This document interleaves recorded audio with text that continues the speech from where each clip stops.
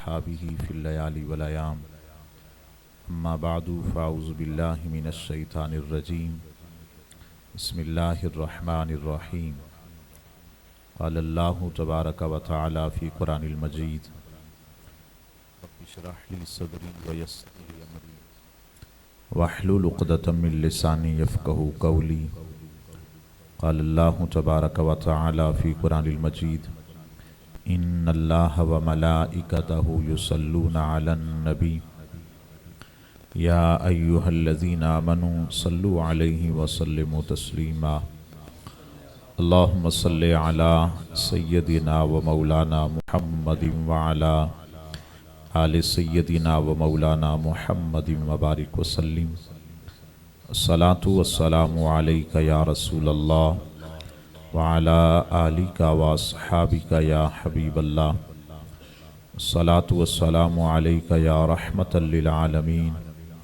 وعلى آلك وأصحابك يا شفيع المذنبين خشک شاہوں کو وہ تازہ گلاب دیتے ہیں عہد پیری کو وہ پھر سے شباب دیتے ہیں غفلت نہ کر پڑھ لے درود خدا کی قسم وہ اب بھی تیرے سلام کا جواب دیتے ہیں الصلاة والسلام علیک یا رسول اللہ وعلی آلک واصحابک یا حبیب اللہ مولاي صلی وسلم دائما ابدا علی حبیبک خیر الخلق کلہم هو الحبیب الذی ترجى شفاعته لكل حول من الاحوال مقتحم یا رب بالمصطفى بلغ مقاصدنا وَغْفِرْ لَنَا مَا مَضَى يَا وَاسِعَ الْكَرَمِ مولاي صلی وسلم دائما ابدا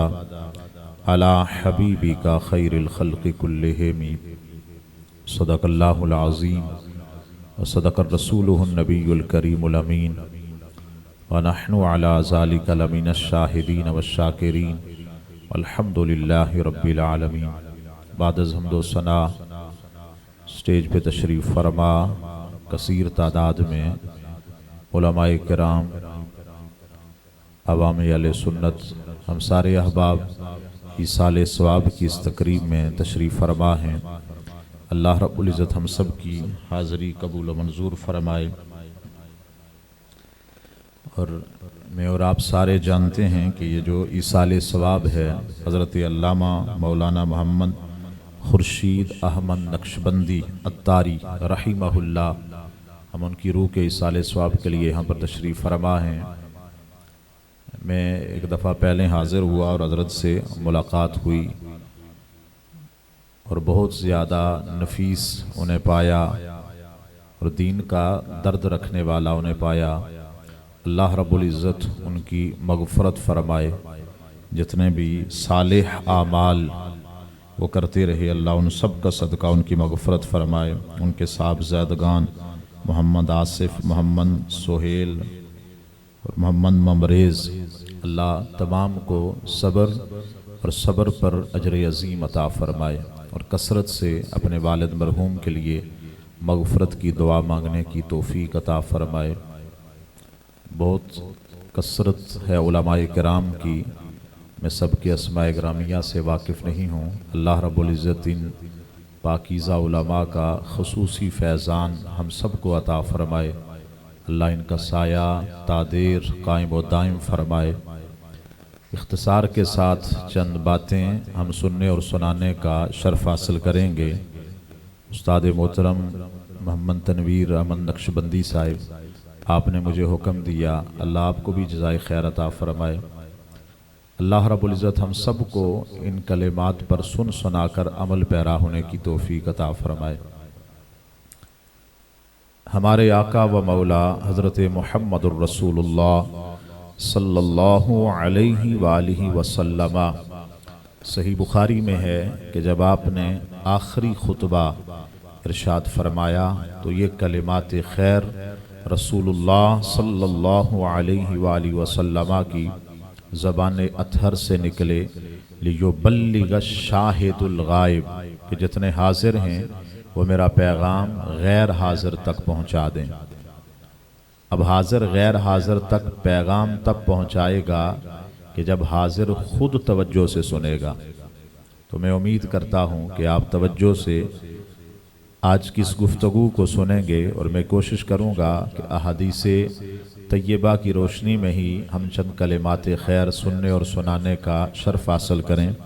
ہمارے آقا فرماتے ہیں صلی اللہ علیہ وآلہ وسلم، نضر اللہ عبدا سمع مقالتی فحفظها وبلغها، اللہ اس بندے کو ہمیشہ کی تازگی عطا فرمائے جو محمد کا فرمان سنے اور سن کر آگے تک پہنچا دے صلی اللہ علیہ وآلہ وسلم۔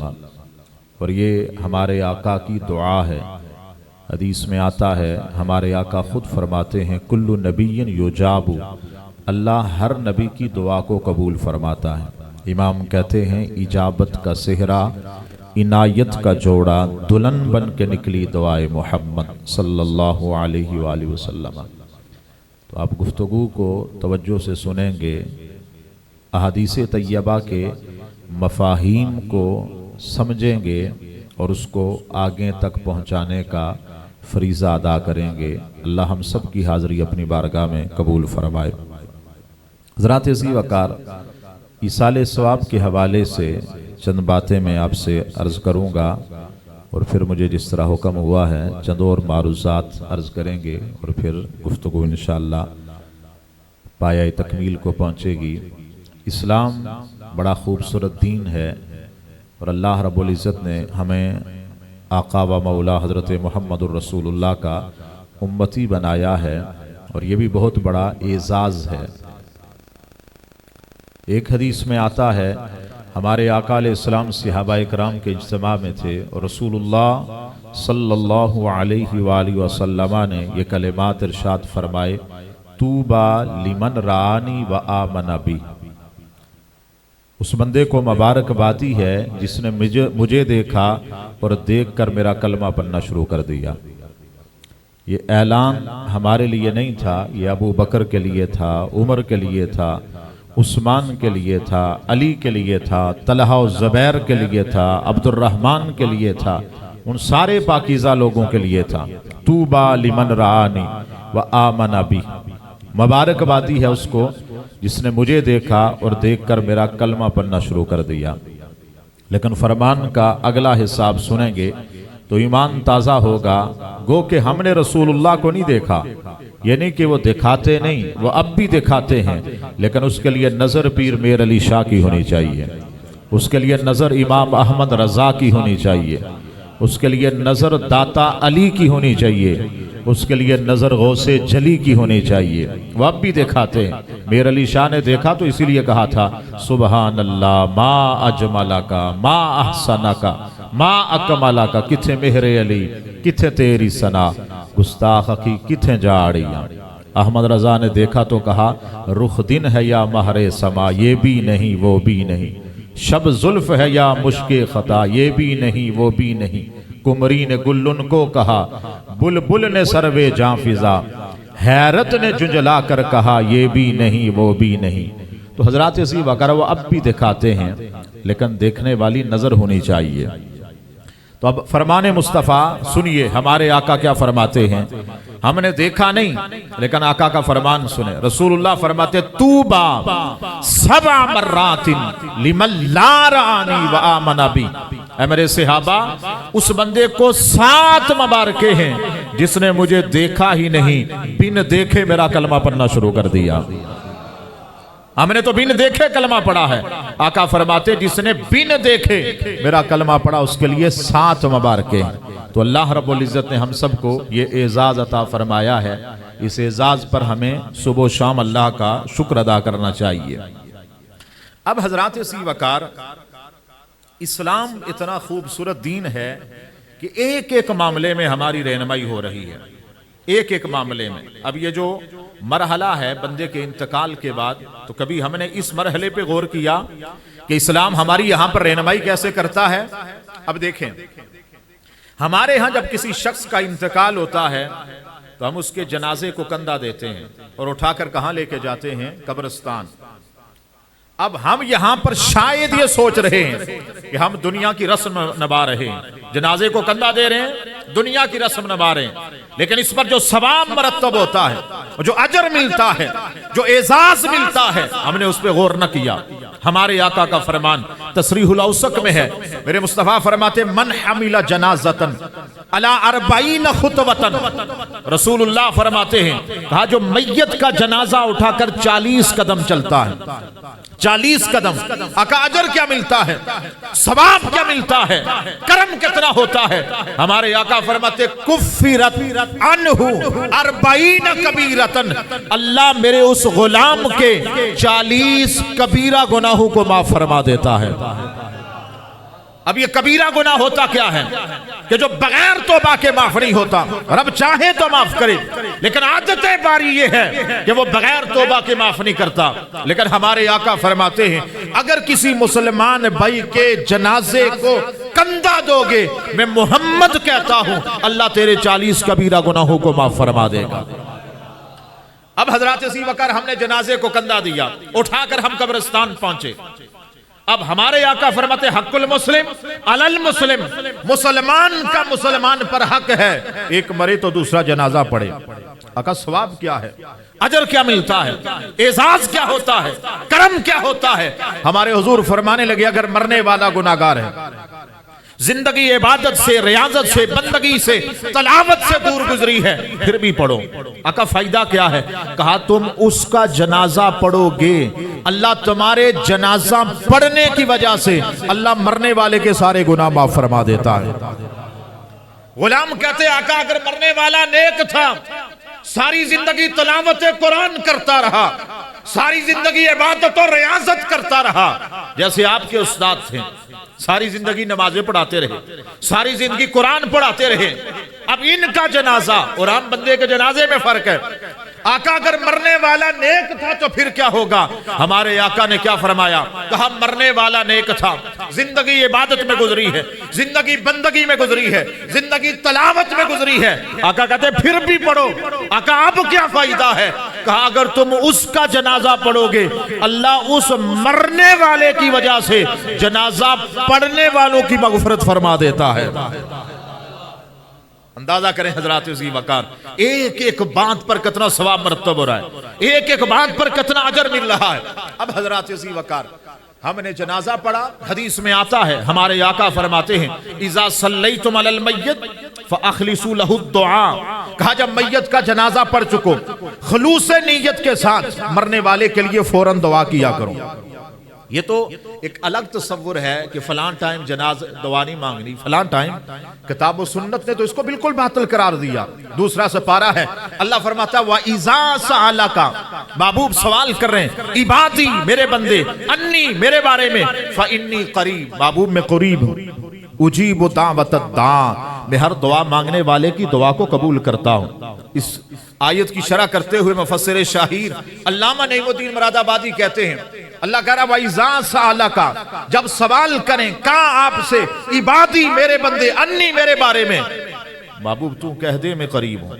نعیم الدین مراد آبادی کہتے ہیں بندے رب کے، سوال بھی رب کے بارے میں کرنا ہے، لیکن کرنا مصطفیٰ سے ہے، وجہ کیا ہے؟ رب سے کیوں نہیں کرنا جب سوال رب کے بارے میں کرنا ہے، اور بندے بھی خدا کے ہیں لیکن کرنا مصطفیٰ سے ہے، وجہ کیا ہے؟ نعیم الدین مراد آبادی نے بڑے کمال کا جملہ بولا، آپ فرماتے ہیں وجہ یہ ہے رب بتانا چاہتا ہے کہ اگر کوئی در خدا پہ آنا چاہتا ہے تو پہلے اسے در مصطفیٰ پہ جھکنا پڑے گا، پہلے وہ در مصطفیٰ پہ آئے گا، آ کے سوال کرے گا عبادی میرے بندوں فإنی قریب، محبوب میں قریب ہوں۔ اب یہ جملہ سنیے گا جسے قرآن حکیم نے بیان کیا، اجیب دعوت الداع، میں ہر دعا مانگنے والے کی دعا کو قبول کرتا ہوں۔ رب کب کرتا ہے؟ کیا جنازے کے بعد مانگنی ہے؟ کیا کل پہ مانگنی ہے؟ کب مانگنی ہے؟ تو رب کا قرآن کیا کہتا ہے؟ اجیب دعوت الداع اذا دعان، کہا جب بھی محمد کا غلام دعا مانگتا ہے میں رب اس کی دعا کو فوراً قبول فرما دیتا ہوں۔ اللہ اکبر، یا رسول اللہ، نعرہ حیدری، نعرہ غوثیہ، علماء اہل سنت، مسلک حق اہل سنت۔ حکیم الامت فقیہ ملت مفتی احمد یار کہتے ہیں، آپ کہتے ہیں جب رب نے کوئی ٹائم نہیں بتایا، رب نے کوئی پابندی نہیں لگائی، رب تو مطلق کہہ رہا ہے جب مانگو میں قبول کرتا ہوں، تو بندے کو کیا اختیار ہے کہ وہ پابندی لگائے گا، بلکہ جب بھی مانگو اللہ تمہاری دعاؤں کو قبول فرماتا ہے۔ اب حضرات اسی وقار ہم قبرستان پہنچے، ہم نے مرنے والے کو دفن کیا۔ اب ہمارے آقا و مولا حضرت محمد رسول اللہ صلی اللہ علیہ وآلہ وسلم کا عمل دیکھیے گا، عمل دیکھیے گا۔ ہمارے آقا علیہ السلام نے ایک جنازہ پڑھایا، جنازہ پڑھانے کے بعد صحابی کی قبر کے پاس کھڑے ہوئے، حدیث میں آتا سبح رسول اللہ، ہمارے آقا نے قبر کے پاس کھڑے ہو کے تسبیح کہی، وکبر رسول اللہ، رسول اللہ نے قبر کے پاس کھڑے ہو کے تکبیر کہی۔ صحابہ کہتے ہیں فسبحنا تسبیحا طویلا وکبرنا تکبیرا طویلا، ہم نے بھی لمبی لمبی تسبیحات کہی، لمبی لمبی تکبیرات کہی، ہم نے بھی سبحان اللہ کہا، ہم نے بھی الحمدللہ کہا، اس لیے کہ رسول اللہ نے کہا تھا۔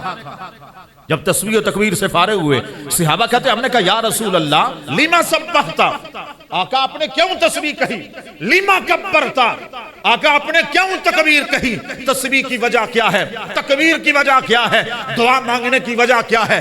ہمارے آقا کا جواب سننا، ہماری دعاؤں کے ثواب ثمرات کیا مرتب ہوتے ہیں، فوائد کیا ہیں، اجر کتنا ملتا ہے۔ ہمارے آقا فرمانے لگے لقد تضایق علی العبد الصالح قبرہ حتی فرجہ اللہ تعالی قبرہ، کہا اس بندہ مومن پر قبر تنگ ہو گئی تھی، محمد نے دعا مانگی، اللہ نے اس کی قبر کو کشادگی عطا فرما دی ہے۔ یہ ہماری دعاؤں کا فائدہ ہے، ہم جب مانگتے ہیں تو اللہ مرنے والے کو اجر عطا فرماتا ہے۔ ایک حدیث میں آتا ہے ہمارے آقا فرماتے مل میت فی القبر کالغریق المتغوص، مرنے والا قبر میں ڈوبنے والے کی طرح ہوتا ہے۔ اب ڈوبنے والا کیا کرتا ہے؟ ڈوبنے والا ایسے ہاتھ باہر نکالتا ہے اور وہ کہتا ہے کہ میری داد رسی کی جائے، مجھے باہر نکالا جائے، میں ڈوب رہا ہوں۔ ہمارے آقا فرماتے ینتظر دعوتن، مرنے والا بھی دعا کا انتظار کرتا رہتا ہے۔ آج ہمارے استاد گرامی قبلہ کاری صاحب جو وصال کر گئے، وہ ہماری دعاؤں کے منتظر ہیں، ہماری دعاؤں کے منتظر۔ ہمارے آقا فرماتے ہیں مرنے والا قبر میں ڈوبنے والے کی طرح ہوتا ہے، ینتظر دعوتن، وہ دعا کا انتظار کرتا ہے، تلحقہ من ابن، وہ دعا اسے والد کی طرف سے پہنچے، من امن، ماں کی طرف سے پہنچے، اخین، بھائی کی طرف سے پہنچے، صدیقن، دوست کی طرف سے پہنچے، تو کیا ہوتا ہے؟ فرمایا فَإِذَا لَحِقَتْهُ كَانَ أَحَبَّ إِلَيْهَا مِنَ الدُّنْيَا وَمَا فِيهَا، جب اسے دعا پہنچتی ہے دنیا کی ہر شے سے محبوب اس بندے کو پھر دعا نظر آتی ہے۔ اب ایک اور فائدہ اسی حدیث کی آخر میں رسول اللہ فرماتے وَإِنَّ اللَّهَ تَعَالَى لَا يُدْخِلَ مِن دُعَاءِ أَهْلِ الْأَرْضِ كَأَمْثَالِ الْجِبَالِ، اللہ مردے کی قبر میں زندوں کی دعاؤں کی وجہ سے اللہ مردے کی قبر میں پہاڑوں کے برابر نور داخل فرما دیتا ہے۔ ہمارے آقا علیہ السلام نے ایک اور تلقین فرمائی، اور وہ کیا ہے؟ سرکار دو عالم فرماتے ہیں کہ جب کسی کا انتقال ہو جائے تو اس کی قبر کے سرہانے کھڑے ہو جاؤ، قبر کے سرہانے کھڑے ہو جاؤ، اور کیا کہو؟ یا فلان نبنا فلان، اے فلان فلان کے بیٹے۔ ایک حدیث میں آتا ہے حضور نے فرمایا یا فلان نبنتا فلان، کہا اس بندے کا نام لو اور اس کی ماں کا نام لے کے بلاؤ۔ ایک حدیث میں آتا ہے ہمارے آقا فرماتے یہ کہو اے فلان فلان کے بیٹے، اس بندے کا نام لو اور اس کے والد کا نام لو۔ صحابہ نے مسکرا کے کہا آقا اگر کوئی اس بندے کے والد کا نام نہیں جانتا پھر کیا کہے؟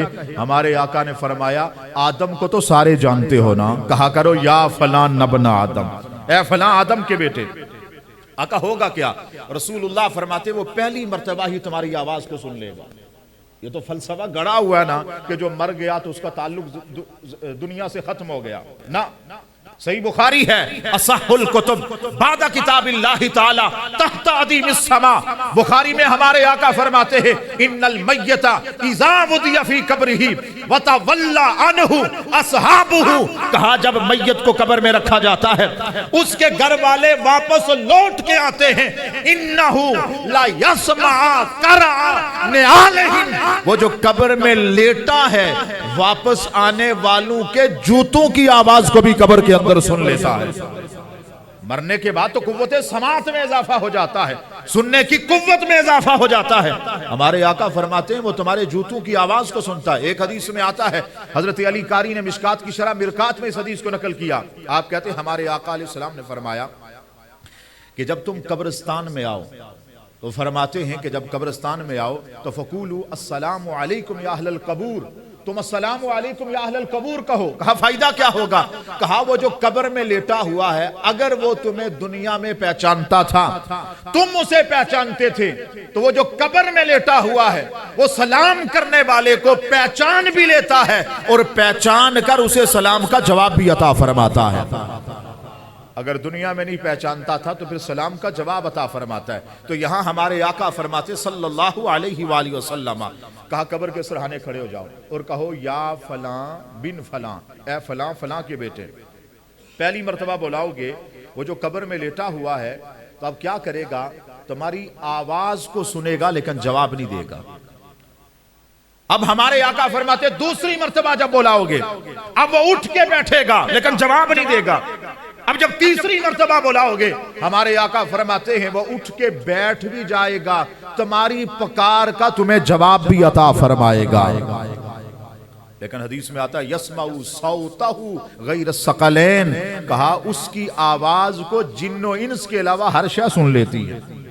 انسان نہیں سن سکتے، جن نہیں سن سکتے، باقی ہر شے سنتی ہے۔ آقا پھر کیا کہنا ہے؟ ہمارے آقا فرماتے تم کہو اذکر، یاد کر جب تو دنیا میں کہا کرتا تھا رضیت باللہ ربًا وبالاسلام دینًا وبمحمد رسولًا، میں راضی ہوں اللہ کے رب ہونے کے ساتھ، اسلام کے دین ہونے کے ساتھ اور محمد کے رسول ہونے کے ساتھ۔ یہ تم نے قبر کے اوپر کھڑے ہو کے کہنا ہے۔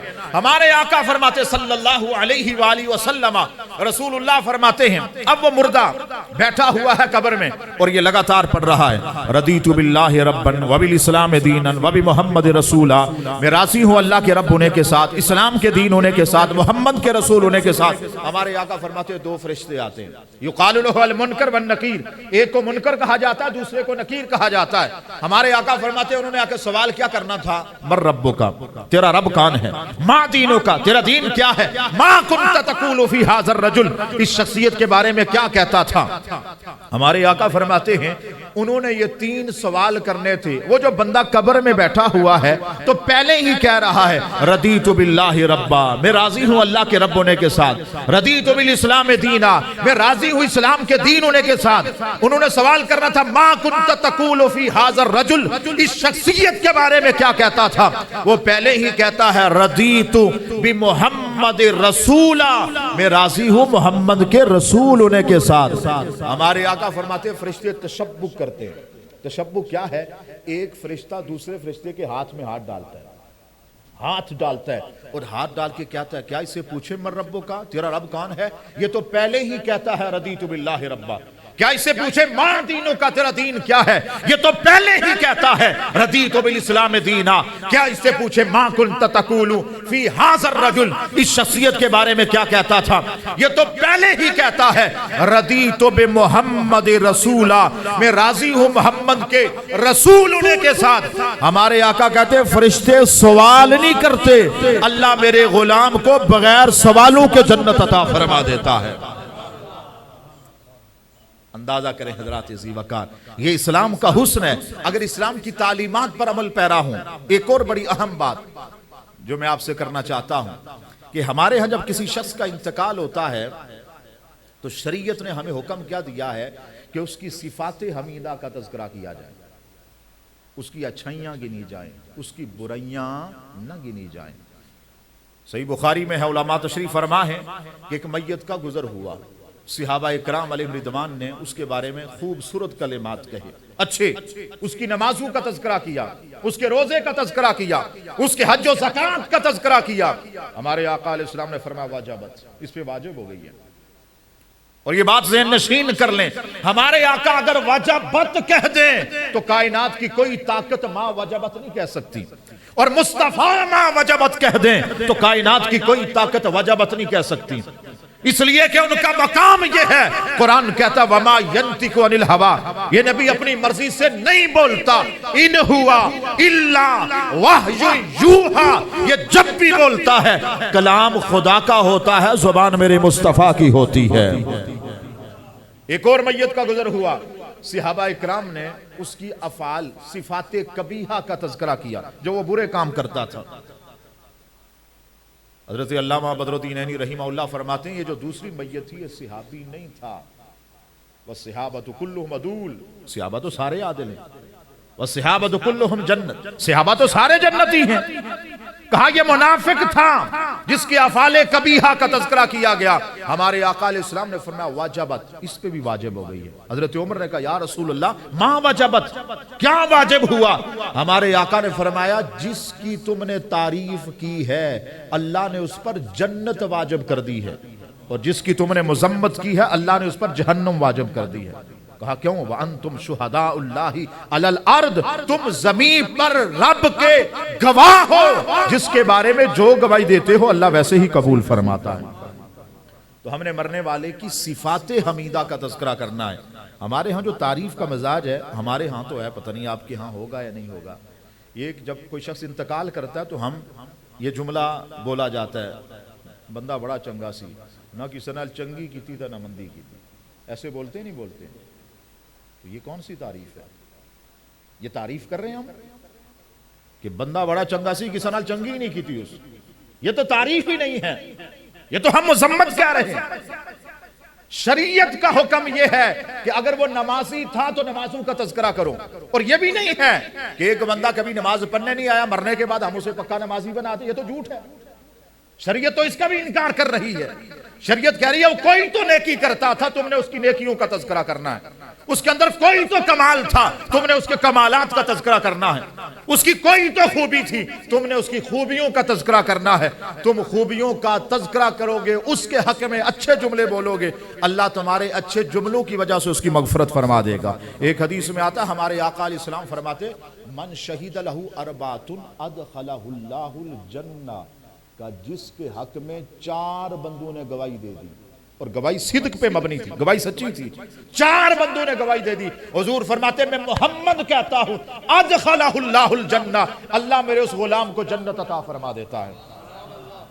ابھی یہ حدیث مکمل نہیں ہوئی، صحابہ اکرام تشریف فرما ہے، صحابہ نے کہا یا رسول اللہ ابا ثلاثہ، آقا 4 بندوں نے گواہی نہیں دی، گواہی دینے والے 3 تھے، انہوں نے کہا بڑا نیک تھا، بڑا متقی تھا، بڑا نمازی تھا، آقا پھر بھی جنت ملے گی؟ ہمارے آقا نے فرمایا ثلاثہ، کہا 3 بندے گواہی دے دے، محمد کہتا اللہ پھر بھی جنت عطا فرمائے گا۔ صحابہ نے کہا آقا ابا اسلام، آقا اگر 2 بندے گواہی دے دے، ہمارے آقا نے فرمایا 2 نے بھی کہا کہ یہ نیک تھا، میں محمد کہتا ہوں اللہ میرے اس غلام کو بھی جنت عطا فرماتا ہے۔ یہ مشکات کی حدیث ہے، حضرت علامہ شاہ عبدالحق محدث دہلوی رحمہ اللہ اشیاۃ اللمعات میں فرماتے ہیں، کہتے ہیں رب کا آرڈر 4 کا تھا۔ رب کا آرڈر کیا تھا؟ 4 کا تھا۔ کہا محبوب اگر 4 گواہی دے تو تیرے غلام کو جنت عطا کروں گا، لیکن غلاموں نے سوال 3 کا کر دیا۔ رب نے کہا غلام 3 کا کہہ رہے تو 3 کی بھی اجازت دے دے۔ غلاموں نے سوال 2 کا کر دیا، اگر غلام 2 کی کہہ رہے تو پھر بھی اجازت دے دے۔ حضرت عمر کہتے ثم لم نسألہ واحدا، ہم نے ایک بندے کی گواہی کے بارے میں پوچھا ہی نہیں۔ مفسر شاہیر مفتی احمد یار کہتے ہیں اگر غلام کہہ دیتے آقا اگر ایک بندہ گواہی دے دے، رحمت اتنے جوش میں تھی کہ حضور فرما دیتے ایک بھی گواہی دے دے میں محمد کہتا ہوں اللہ پھر بھی جنت عطا فرمائے گا۔ تو ہماری گواہی اس کے اثرات مرتب ہوتے ہیں، ہمارے جنازہ پڑھنے کے اثرات مرتب ہوتے ہیں۔ ایک حدیث میں آتا حضرت مالک بن حبیرہ رسول اللہ کے غلام تھے، جنازہ پڑھانے کے لیے آتے تو کہتے 3 صفحے بنایا کرو، اگر تعداد کم بھی ہو تو کہتے 3 صفحے بنایا کرو، بندے کم ہو تو کہتے 3 صفحے بنایا کرو۔ ایک دفعہ کسی نے کہا، یہ بھی مشکات میں حدیث ہے، صحیح بخاری میں بھی اس کو نقل کیا گیا، کسی نے کہا مالک بن حبیرہ یہ اتنی تاکید کیوں کرتے ہو کہ کم از کم 3 صفحے بنایا کرو؟ تو کہا سمیعت اذنایا، میرے ان کانوں نے سنا ہے، میرے کریم نے فرمایا تھا من صلی علیہ ثلاثۃ صفوف اوجب لہ الجنہ، کہا جس بندے پر 3 صفوں نے جنازہ پڑھ دیا، میں محمد کہتا ہوں اللہ اس پر جنت کو واجب فرما دیتا ہے۔ تو حضرات ذی وقار، یہ ہماری جو دعا ہے اس کے اثرات کتنے مرتب ہوتے ہیں، اس پر فوائد کتنے ملتے ہیں؟ کبھی ہم نے تصور کیا، کبھی ہم نے غور کیا؟ وہ جو بندہ قبر میں پہنچا ہے، مشکل گاٹی ہے قبر۔ سیدنا عثمان غنی تو قبر کو دیکھ کے رونا شروع کر دیتے ہیں۔ اگر ہم نے پیچھے سے پھر بھی اس کی مذمت کی تو اس کا کیا بنے گا؟ بندہ مومن کے لیے حکم یہ ہے کہ اگر ایک مشکل میں ہے تو اس کی داد رسی کی جائے۔ روایت میں آتا حضرت عبداللہ بن عباس مفسر اعظم ہیں، حبر الامہ ہے، مصطفیٰ کے چچا زاد بھائی ہیں، ہمارے آقا کا وصال ہوا تو حضرت ابن عباس کی عمر ٹوٹل 13 سال تھی۔ فاروق اعظم کا دور آیا سیدنا صدیق اکبر کے وصال کے بعد، ابن عباس کی عمر ٹوٹل 15 سال تھی۔ فاروق اعظم نے شورا بنائی، حضرت علی المرتضیٰ، عثمان غنی، عبد الرحمن بن عوف، بڑے بڑے صحابہ کرام، جب شورا والے آ کے بیٹھے تو فاروق اعظم کی آواز گونجی، کہا آئینہ ابن عباس، کہا عباس کا بیٹا عبداللہ کہاں ہے؟ 15 سال کا بچہ ہے۔ عباس کے بیٹے کو لایا گیا، 15 سال کا بچہ، جہاں پہ عثمان غنی بیٹھے تھے، ابن عمر، حضرت عمر نے حضرت عبداللہ کو وہاں پہ بٹھایا، جہاں پہ مولا علی بیٹھے تھے وہاں پہ بٹھایا، جہاں پہ عبد الرحمن بیٹھے تھے وہاں پہ بٹھایا۔ کسی نے کہا 15 سال کا بچہ شیر خدا کے پاس بیٹھا، عثمان غنی کے پاس بیٹھا؟ تو حضرت ابن عباس کہہ رہے ہیں، میں تمہیں ایک بات سناتا ہوں۔ کہا کون سی؟ کہا رات کا پچھلا پہر تھا، میں اپنی خالہ کے گھر تھا، ان کی خالہ رسول اللہ کی زوجہ تھی۔ کہا رسول اللہ تہجد کے لیے اٹھے اور میں بھی ساتھ اٹھ گیا۔ رسول اللہ جب وضو کرنے کے لیے گئے تو میں نے پہلے سے پانی کا برتن بھرا رسول اللہ کے سامنے رکھ دیا۔ رسول اللہ نے فرمایا پانی کس نے رکھا وضو کے لیے؟ تو میری خالہ نے کہا عباس کے بیٹے عبداللہ نے رکھا ہے۔ تو مصطفیٰ نے گورے گورے ہاتھ اٹھائے، فرمایا اللہم فقہو فی الکتاب والحکمہ، اے اللہ ابن عباس کو کتاب اور حکمت کا علم عطا فرما۔ کہا اب جو مجھے علی کے ساتھ بٹھایا گیا حالانکہ عمر 15 سال ہے، اب جو مجھے ذوالنورین کے ساتھ بٹھایا گیا حالانکہ عمر 15 سال ہے، مجھے تو میرے محمد کی دعا کا اثر نظر آ رہا ہے۔ ابن عباس مسجد نبوی میں اعتکاف بیٹھے، علماء تشریف فرما ہیں، آپ جانتے وہاں پر ایک نیکی کرو تو اللہ 50,000 نیکیوں کا ثواب عطا فرماتا ہے۔ مسجد نبوی میں ایک نماز پڑھو تو 50,000 کا ثواب ملتا ہے۔ مسجد نبوی میں اعتکاف بیٹھے ہیں، ایک شخص آتا ہے، کہتا بڑا مجبور ہوں ابن عباس، فلاں شخص کا قرض دینا تھا لیکن کیا کروں، وہ قرض معافی نہیں کر رہا، مہلت ہی نہیں دے رہا۔ یہ مشکات میں یہ بھی حدیث ہے، میں آپ کو ضمناً سنا دیتا ہوں، اس کا موضوع سے تعلق نہیں ہے لیکن آگے ہی تو میں سنا دیتا ہوں۔ ہمارے آقا فرماتے ہیں اگر ایک مسلمان نے دوسرے مسلمان کا قرض دینا ہے تو اب جو مقروض ہے وہ مجبور ہے، یا آپ نے کسی کو مکان کرائے پہ دیا ہے، اب کرائے کا ٹائم آ گیا، اب وہ مجبور ہے، اب مانگنے کے پہلی تاریخ کو، اب وہ دینے سے قاصر ہے، نہیں دے پا رہا۔ ہمارے آقا فرماتے تم اس کو مہلت دے دیا کرو، اس کو تھوڑی مہلت دے دیا کرو، 2 تاریخ کو دے دینا، 10 کو دے دینا، مہلت دے دو۔ آقا فائدہ کیا ہوگا؟ ہمارے آقا فرماتے جو شخص کسی مقروض کو مہلت دیتا ہے اللہ اس کو ہر دن کے بدلے صدقہ کرنے کا ثواب عطا فرماتا ہے۔ اسی حدیث کی شرح کرتے مفتی احمد یار کہتے ہیں امام اہل سنت الشاہ احمد رضا نے لکھا ہے، احمد رضا کی نظر میں صدقے سے زیادہ افضل ہے کسی کو قرض دینا۔ کہا کیوں؟ کہا صدقہ تو ایک بار دے دیا، قرض ہم نے کسی کو دے دیا، اس نے لے لیا، اب وہ نہیں دے رہا، ہم اس سے تقاضا نہیں کر رہے، اسے تنگ نہیں کر رہے، اللہ ہر دن ہمیں صدقے کا ثواب عطا فرما رہا ہے۔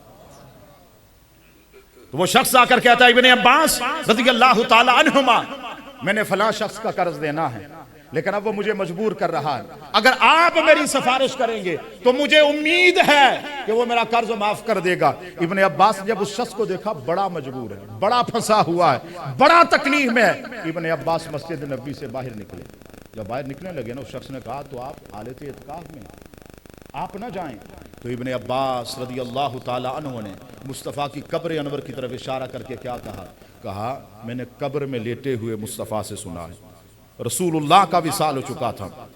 کہا میں نے قبر میں لیٹے ہوئے مصطفیٰ سے سنا ہے، میرے حضور نے فرمایا تھا اگر کوئی شخص کسی مصیبت زدہ کی مصیبت حل کرتا ہے، اللہ اسے 50 مرتبہ میری مسجد میں اعتکاف کرنے کا ثواب عطا فرماتا ہے۔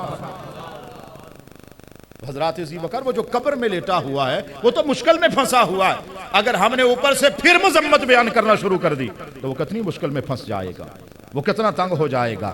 تو حضرات ابو بکر ہمارا حق کیا بنتا ہے، اس کی صفات حمیدہ کا تذکرہ کیا جائے۔ ایک اور حدیث پاک سنیے، اور یہ بھی اکثر طور پر جو قبر میں عذاب ہوتا ہے وہ پیشاب کی چھینٹوں سے نہ بچنے کی وجہ سے ہوتا ہے۔ تو ہمارے آقا علیہ السلام زیارت کو آیا کریں گے، اور اسی حدیث کا اگلا حصہ ہمارے آقا فرماتے ومن کانا زوار اللہما، کہا جو والدین کی قبر کا زوار بن جاتا ہے، ہفتے میں ایک دفعہ دیکھ آتا ہے، ہمارے آقا فرماتے کانا کعدلی حجت مبرورت، میرا اللہ اسے مقبول حج کرنے کا ثواب عطا فرماتا ہے۔ تصور کریں حضرات ابو بکر کتنا بڑا اجر ہے والدین کی قبر کی زیارت کرنے کا۔ اور پھر جو آپ کے استاد گرامی، ہمارے استاد گرامی جو وصال کر گئے، اب ان کا تعلق کس کے ساتھ تھا؟ قرآن پاک کے ساتھ۔ رسول اللہ صلی اللہ علیہ وآلہ وسلم کا فرمان کیا ہے؟ خیرکم من تعلم القرآن وعلمہ، تم میں سب سے بہتر وہ ہے جو قرآن سیکھے اور آگے لوگوں کو سکھائے۔ ایک حدیث میں ہمارے آقا نے فرمایا من تعلم القرآن وعلمہ، کہا جس نے قرآن سیکھا اور قرآن لوگوں کو سکھایا، ہمارے آقا و مولا حضرت محمد رسول اللہ فرماتے کان لہو شفیعا، قرآن اس کی شفاعت کرے گا اور شفاعت کر کے اسے اپنے ساتھ جنت میں لے کے چلا جائے گا۔ یہ اتنا بڑا اجر ہے۔ آخری حدیث پاک میں عرض کروں گا، وقت ختم ہو چکا ہے، کہ یہ جو ایک عام بندہ ہے اس کا انتقال اور ایک حافظ قرآن یا جس کا تعلق قرآن کے ساتھ ہے، اس کی جو قبر کا منظر ہے وہ بھی جدا جدا ہے۔ ہمارے آقا یہ جو قرآن کا حافظ ہوتا ہے یہ اسلام کے جھنڈے کا محافظ ہوتا ہے۔ رسول اللہ فرماتے ومن والا فقد وال اللہ، جس نے حافظ قرآن سے دوستی کی اس نے خدا سے دوستی کر لی ہے۔ ومن اہانہ فقد اہان اللہ، جس نے حافظ قرآن کی توہین کی اس نے خدا کی توہین کر دی ہے۔ ایک حدیث میں آتا ہمارے آقا فرماتے فضل حامل القرآن علی الذی لم یحملہ کفضل الخالق علی المخلوق، آقا فرماتے حافظ قرآن کی فضیلت غیر حافظ پہ اس طرح ہے جس طرح خدا کی فضیلت اس کی مخلوق پہ ہوتی ہے۔ یہ آپ